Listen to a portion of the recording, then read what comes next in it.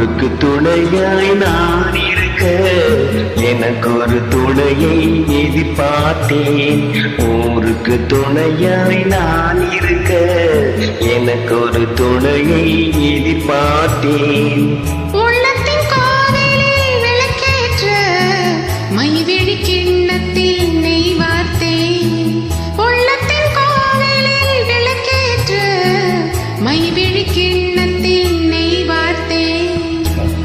ஞாயிறு என்பது கண்ணாக, திங்கள் என்பது பெண்ணாக, நாளை